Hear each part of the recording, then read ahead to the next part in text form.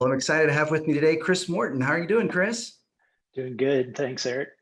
Well, Chris, you are a social media manager. You're kind of in the mix when it comes to some people who are on the real cutting edge of reaching people outside of the church, fresh expressions.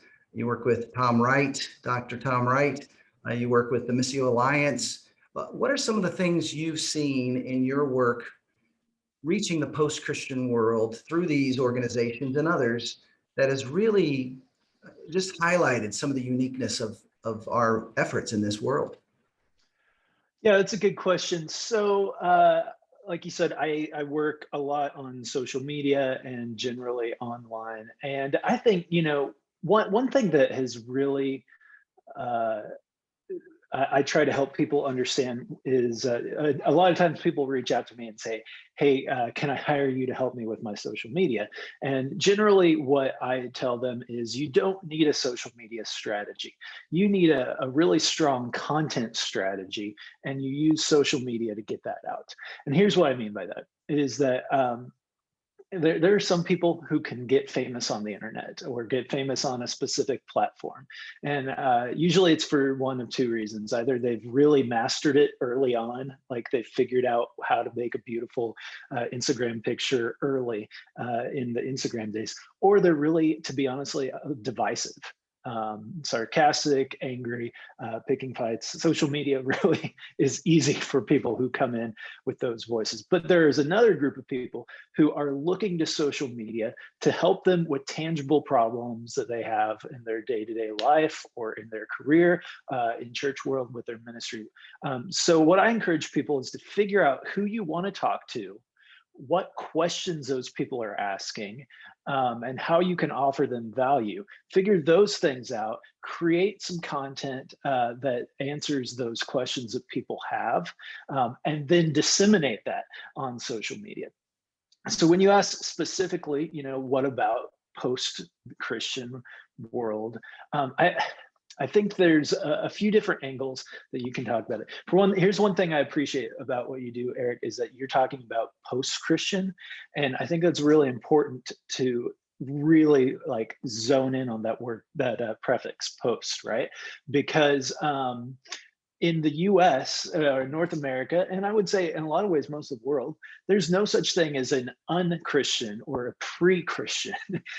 We've got 2,000 years of history, a lot of it with major empires calling themselves Christian. So we're all post Christendom. We're all post some form of an overarching worldview or I don't know, countries, companies, whatever, that call themselves Christian. And all of us are on the other side of that or within it, or on our way out. But there are no pre-Christians. Now there are de-churched people. There are people who have unconversioned out of the Christian, some Christian religion. But we're all dealing with people who have some experience of Christianity. Now, that could be hopefully a really genuine, Jesus-inspired, Holy Spirit-filled person that they've had an interaction with, their community that they've been a part of. But there's also the Christianity that they learn about in their history books, that they hear about on the news, they hear about on Twitter. All of those things are kind of combined in a gross way when we say that we're in a post-Christian culture. So a lot of what I try to do in my own personal social media presence, and what I try to help those who I work with do, is kind of remember that people are bringing in all this baggage of what they think it means, what they think the word Christian means, or what they think the church is all about, or who they think Jesus is. People are coming in, and I want to be really specific, and I want to surprise them. I want to say something that will catch them off guard, will undermine what they think I'm going to say, but will also be energizing, and it will drive them to conversation. I don't think that social media, and honestly the world that we live in today, is a place to hedge. It's not a place to like hold your cards closely and kind of, I remember when I was starting out in ministry world, and I was really, really trying to reach people who were outside the church. And I noticed that if people asked me questions about what I believed, and I would kind of like backpedal a little bit and try to talk in broader terms. And in my mind, I was trying to be safe and be someone that they could interact with and not scare them off. What I actually was doing, though, was I was being aloof. Mm. And they didn't know I was actually giving them reason not to trust me. So I think a lot about like how can you be winsome in your communication, and I think being specific without using dog whistles or fighting words, but being really specific. Here's what I believe. So to go back to working with people and creating a content strategy and things like that, want to be really specific about what we're offering people and show how it's useful, and show that it is for a specific kind of person. Not every product is for everyone. Not every, in the world that I work with, working with churches and kind of adjacent church related groups, we're not trying to offer something for everyone.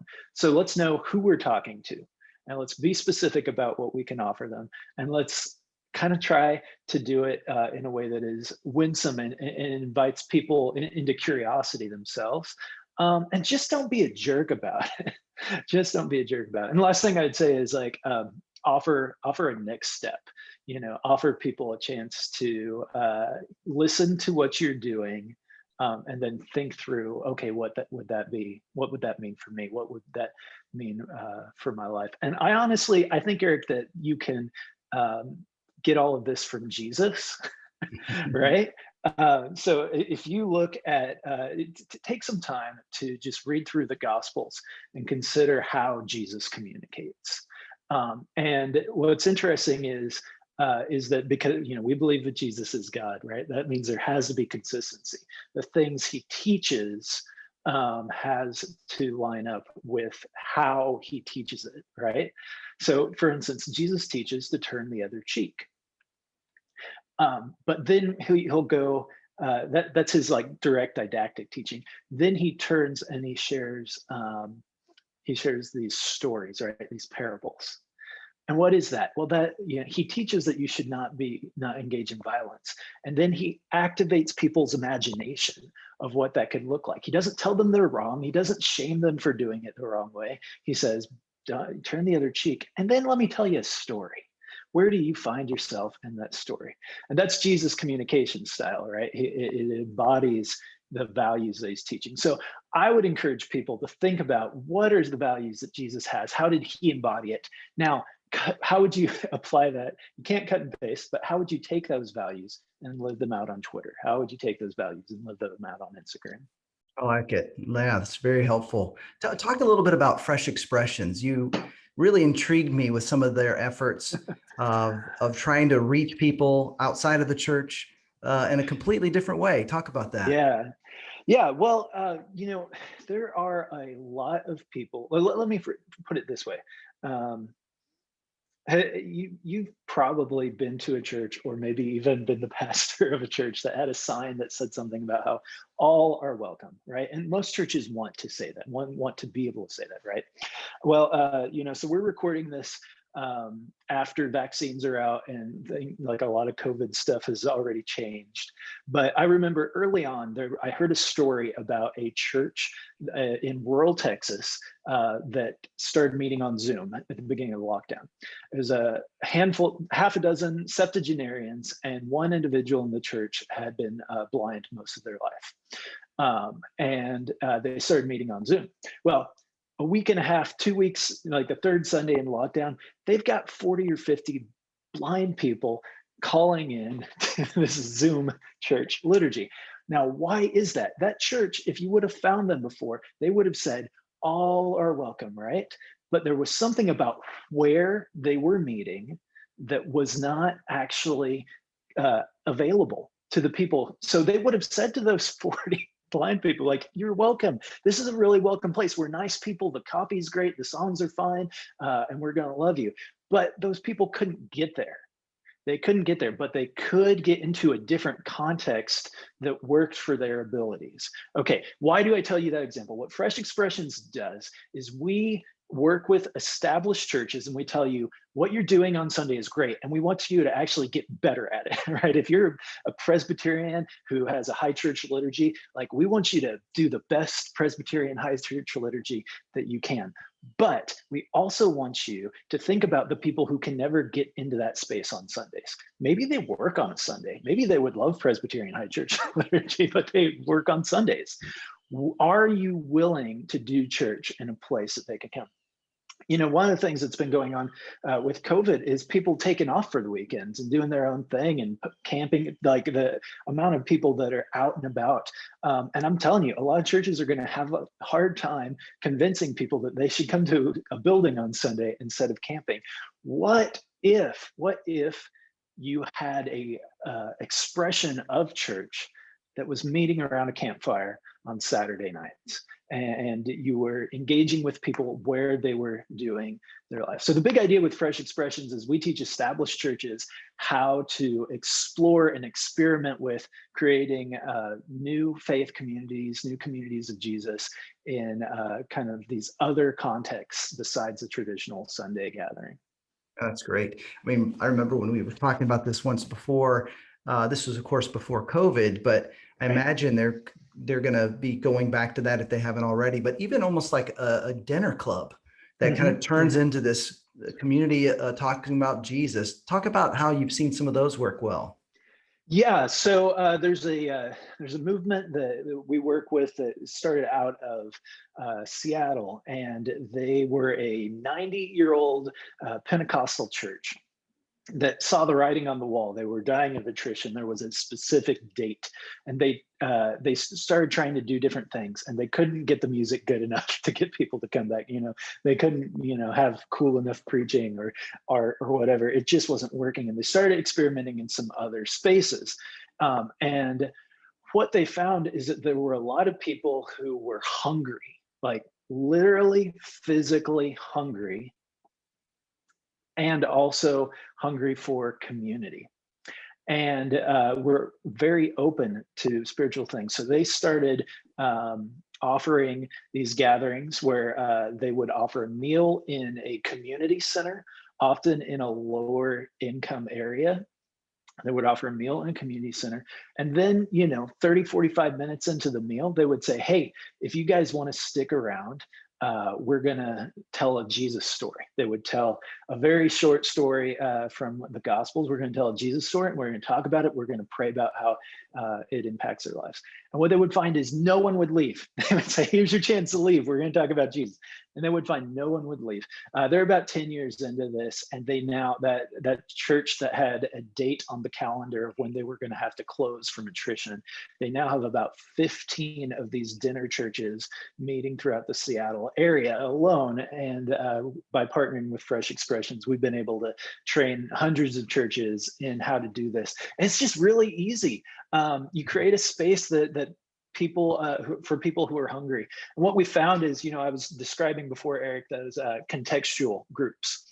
There are a group of people who actually won't fit into any of your contextual groups, and it's often because of socioeconomic difference, right?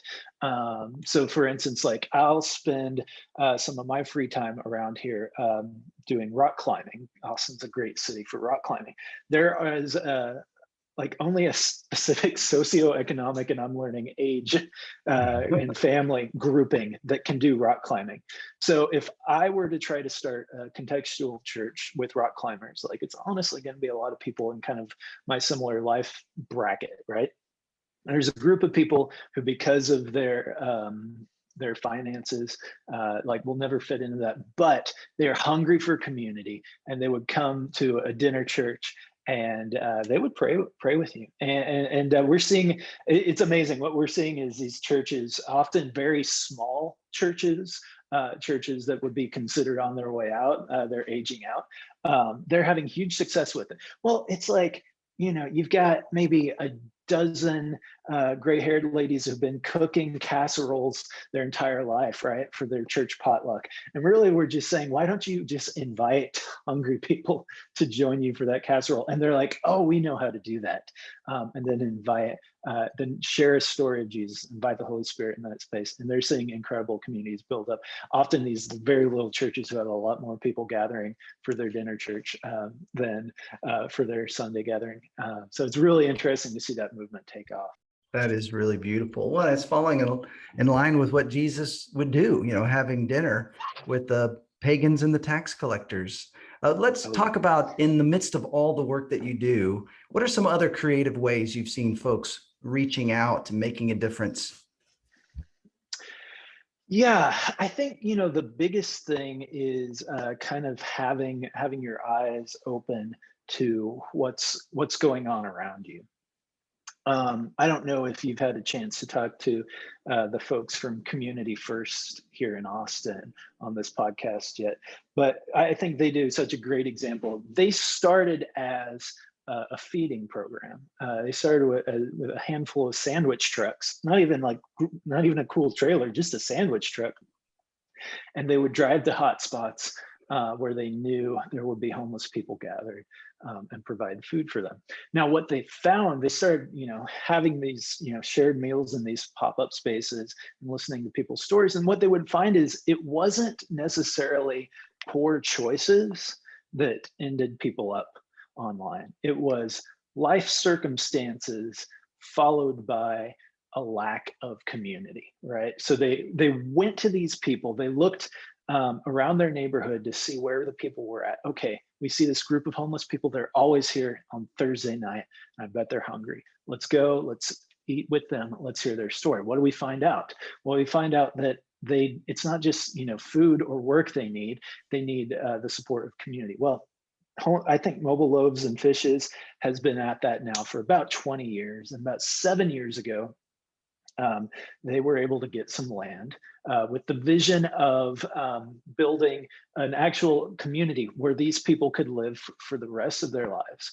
And they don't look for much, right? So they end up either getting trailers or these building these one-room tiny houses. But if you go out there, I don't know if you've been out there, but I'm jealous. You go out there and they've got these big sidewalks to walk around and big front porches, and you have people who have never been connected in their life, and they still have all the same issues, right? They're still coming in with addiction and poverty cycles and stuff like that, but they have people that they see every day and a safe place to sleep. I think that you asked initially, like, what have I seen that's creative? I don't know if that's actually creative. What that is it's purposeful listening, right? They listen to the people's needs and then they tried to meet that need. And they've grown. They do a lot of other things now. They do gardening, and I have a good friend who runs like a forging business where they're like got the big metal hammers and stuff like that. That they're doing all of that, and they have a car shop, auto shop there. But all of that has come from, let's start with asking what people need, also what they're good at, and how can we kind of build a sense of community where they can live those things out. Yeah, it is really amazing community, and we've had some gatewayers involved from the beginning of even Mobile Loaves and Fishes, and it's really remarkable. I'm glad you Mhm. brought them up because they're actually meeting a need, and in the process of meeting those physical needs, obviously, they're helping people find faith and getting off the Yeah, streets. Actually, yeah. moving from just giving some food to someone who's asking for it to actually, what do you really need, and how do we help you get there? Well, Yeah, Chris, I'm really grateful for you. Thanks for all that you're doing. Thanks for taking some time to be with us today. for sure. Thanks for having me, and thanks for getting these stories out. Hopefully it'll inspire some listening and creativity in your audience.